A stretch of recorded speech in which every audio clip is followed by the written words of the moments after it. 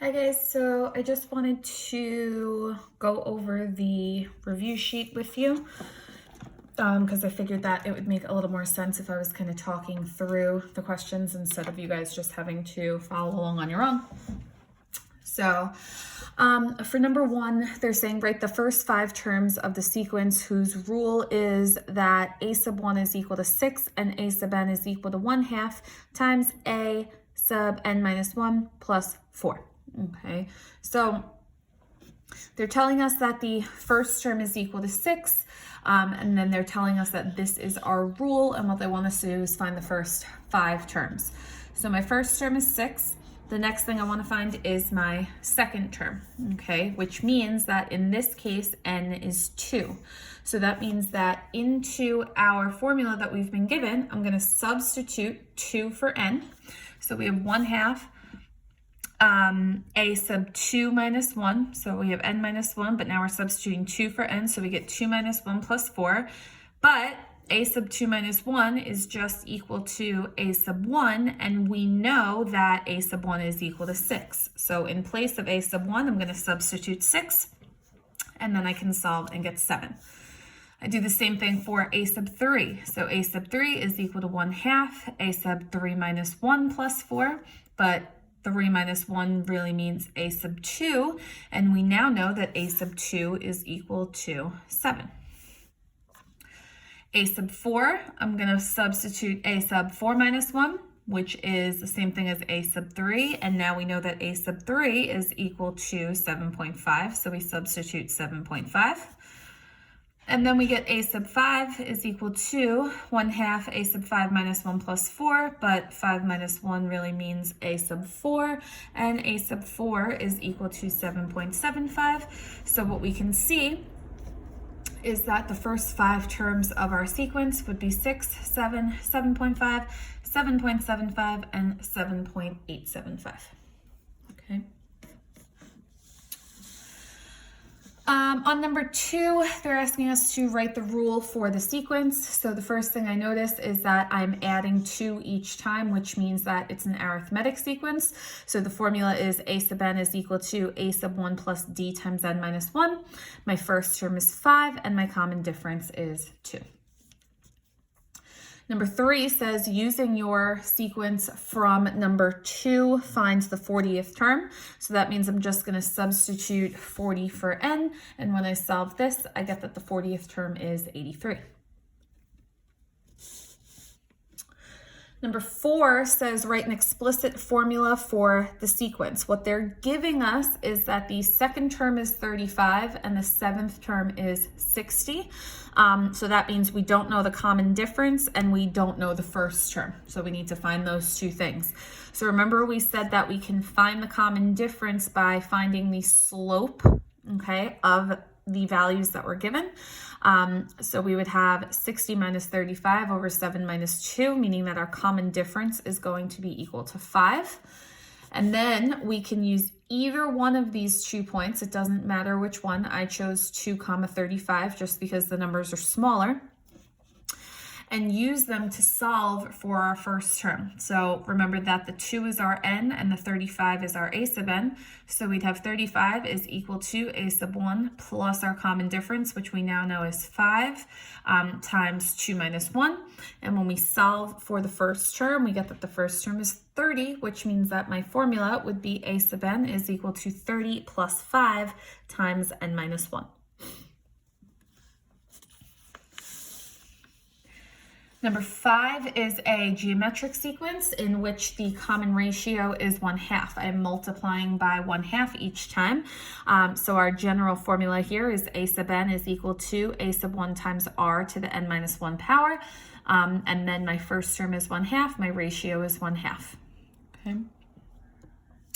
Number 6 says, use our explicit rule from number 5 to find the 6th term. So a sub 6 means I'm going to substitute 6 in for n. So I have a sub 6 equals 1/2 times 1/2 to the 6 minus 1, and that comes out to be 0.015625, or 1 over 64. Number 7 says we're given that the second term is 6 fifths, and the ratio is 2/5.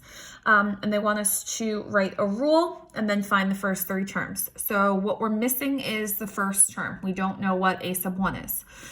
So we know that, again, if I consider 2 being my n and a sub n being my 6/5, I would have 6/5 is equal to a sub 1 times my ratio 2/5 to the 2 minus 1. Again, remember that 2 is my n.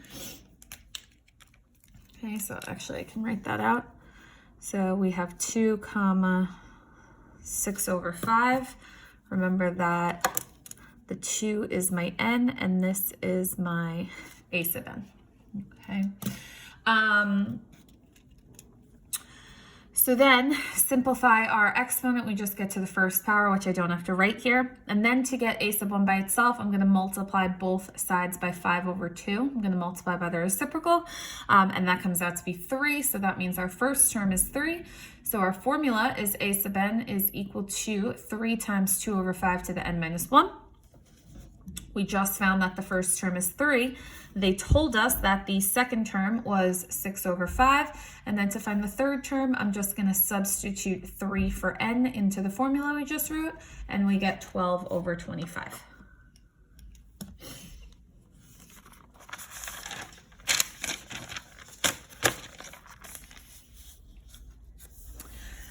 Number 8 says rewrite the sum in sigma notation. Okay, so we need to find what our common difference is. So I'm adding 4 each time. Remember that the 13 is my a sub 1, the 45 is my a sub n, but what I don't know is how many terms are in between here. So what we're looking for is our n. We don't know what n is. So we have a sub n is equal to a sub 1 plus d times n minus 1. We know our last term is 45. First term is 13. Common difference is 4. And we're trying to solve for n. So when we go through and do some algebra, we get that n is 9. And remember that 9 is what goes on top of our sigma notation. So we would have the sum of terms from n equals 1 to n equals 9, and then we just substitute our arithmetic sequence formula into the summation. So 13 plus 4 times n minus 1. Number 9 says evaluate the sum. So now we're finding the sum from k equals 2 to k equals 27 of 3k minus 1. 3k minus 1 is a linear function. Remember that a linear function is the same thing as an arithmetic sequence.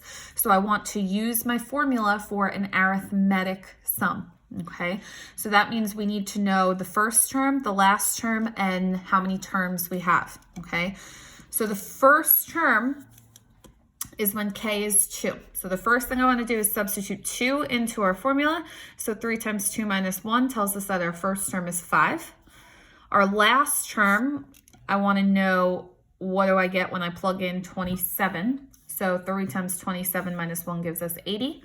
And then remember that n is always found by doing the top value minus the bottom value plus 1. So 27 minus 2 plus 1 means that there are 26 terms in the sequence. Okay, so our summation formula is s sub n is equal to n divided by 2 times a sub 1 plus a sub n. N we know is 26, so 26/2 times 5 plus 80, and we get 1,105.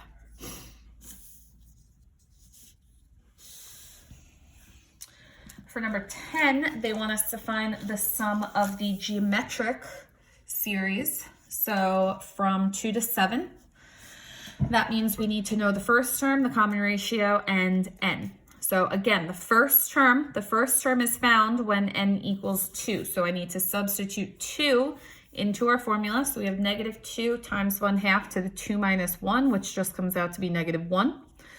Our common ratio is what's inside parentheses, which is just 1/2. And then again, n is found by doing the top value 7 minus the bottom value 2 plus 1, meaning that n is equal to 6. The formula for the sum of a geometric series is S sub n is equal to a sub 1 minus a sub 1 times r to the n over 1 minus r. So we would get negative 1 minus negative 1 times 1/2 to the 6th power over 1 minus 1/2. And that comes out to be negative 63 over 32.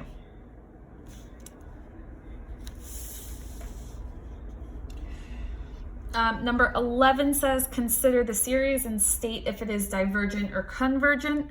If it's convergent, find the sum. So remember that when we are trying to determine if a series is divergent or convergent, all we want to look at is the absolute value of the ratio, okay? If the ratio, the absolute value of the ratio is greater than 1, that means that your series is divergent and there is no sum. If your absolute value of the ratio is less than 1, that means that you can calculate the sum. So if we look at number 11, our ratio is 4/3.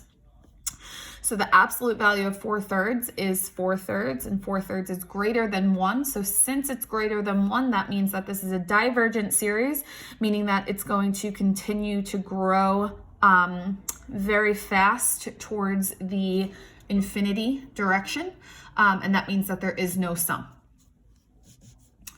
For number 12, if we look at our ratio, we have 1/2. So the absolute value of 1/2 is 1/2, which is less than 1. And that means that this is a convergent series.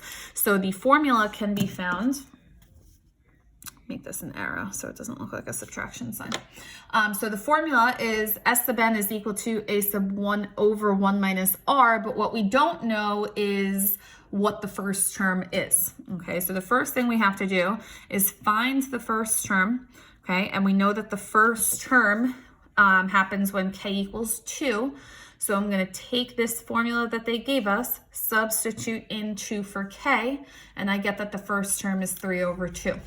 So that means that now that I know my first term, I can substitute into this formula. So we'd get a sub 1, which is 3 over 2, over 1 minus r, so 1 minus 1/2, and that comes out to be 3.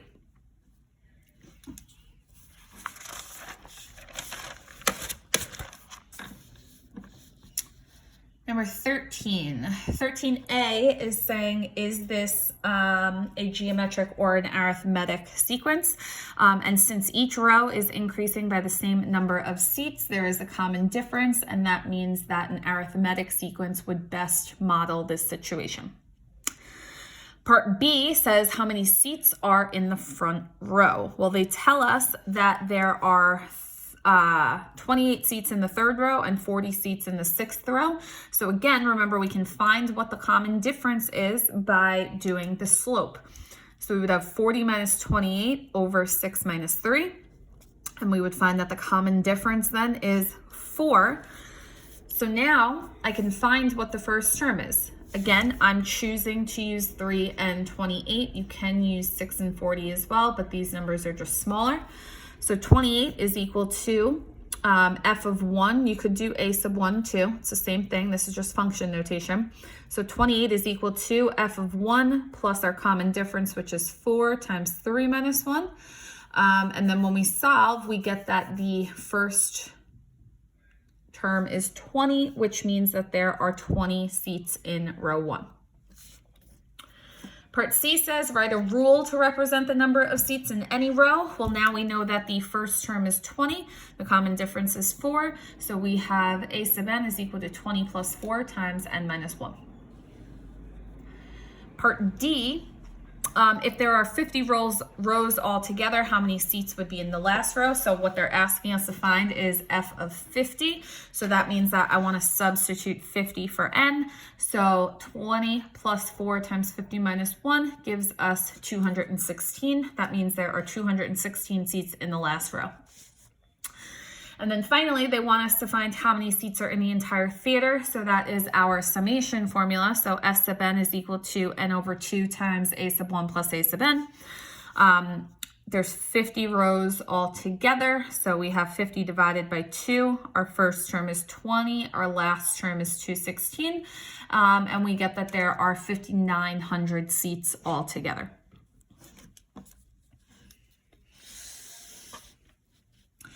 And then for number 14, Part A, geometric or arithmetic. So since Mikhail's salary grows by a percentage, that means it grows by a common growth factor. So a geometric sequence would be the best representation here, okay?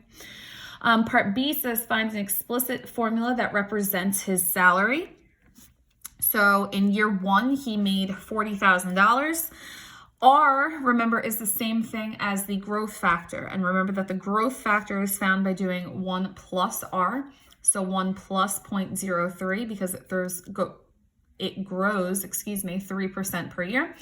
So the growth factor is 1.03. So A sub n equals A sub 1 times R to the n minus 1. So we would have 40,000 times 1.03 to the n minus 1. And then part C, they want to know how many years is it going to take him to make $75,000. So that is now our A sub n. So we have 75,000 is equal to 40,000 times 1.03 to the n minus 1. Divide by 40,000 on both sides. We get 1.875 is equal to 1.03 to the n minus 1. And because I'm solving for an exponent, that means I need to take the natural log of both sides. So I bring my exponent down in front, natural log both sides. Then I have to divide by the natural log of 1.03. So I get 21.26638 is equal to n minus 1.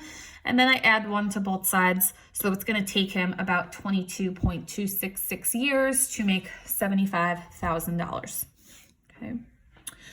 I'm going to post this answer key along with the answer keys for the whole unit. Of course, if you have any other questions, please feel free to send me an email.